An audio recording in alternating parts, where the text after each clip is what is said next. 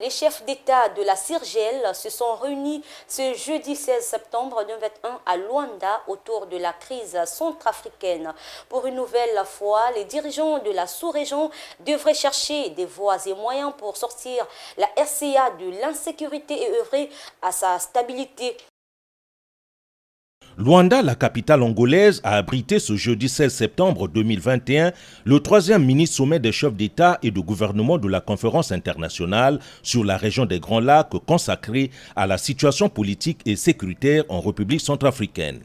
Denis Sassou Nguesso, président de la République du Congo et président en exercice de la Communauté économique des États de l'Afrique centrale, est venu jouer sa partition au cours de cette grand-messe de la CIRGEL dès lors qu'il connaît mieux le dossier centrafricain pour avoir mené avec maestria la médiation dans cette crise qui a abouti à la tenue des élections générales en RCA en 2016. Avec le rebondissement de la crise, l'engagement du chef de l'État congolais dans le cadre du processus de réconciliation et la recherche d'une solution pacifique au conflit est d'un apport inexorable. Ce troisième mini-sommet placé sous l'égide du président angolais João Lourenço a eu trois temps forts. Primo, l'intervention des chefs d'État, à savoir João Lourenço, Denis Sassou Nguesso, Faustin Archange Touadéra et celle du président de la Commission de l'Union africaine, Moussa Faki Mahamat. Secondo, le huis clos des chefs d'État qui leur a permis de statuer sur le rapport sur la mise en œuvre des décisions du deuxième mini-sommet du 20 avril 2021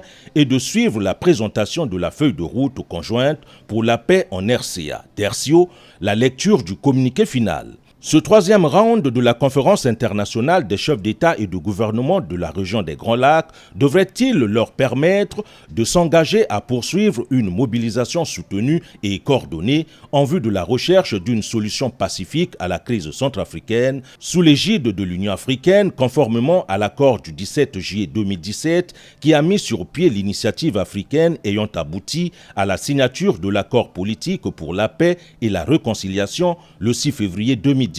à Bangui. Notre sous-région doit demeurer au cœur du processus de règlement de la crise centrafricaine. En cela, la feuille de route pour la paix en République centrafricaine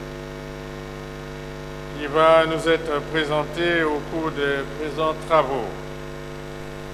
confirme notre engagement inlassable et notre mobilisation sans faille au bénéfice de ce pays frère. Il nous faut agir et accompagner le peuple de Centrafrique.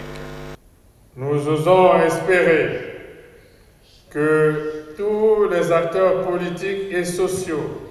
impliqués regarderont enfin dans la même direction, en bannissant les rancœurs, les haines, les divisions et les velléités identitaires des séparatismes. Nous n'insisterons jamais assez sur cette condition permissive essentielle, puisqu'il faut, pour l'ensemble des composantes concernées, transformer les poches de haine, des peurs et les incompréhensions encore sourdes aux appels incessants de la paix en un socle de patriotisme au service de l'acceptation en tant que frères et sœurs.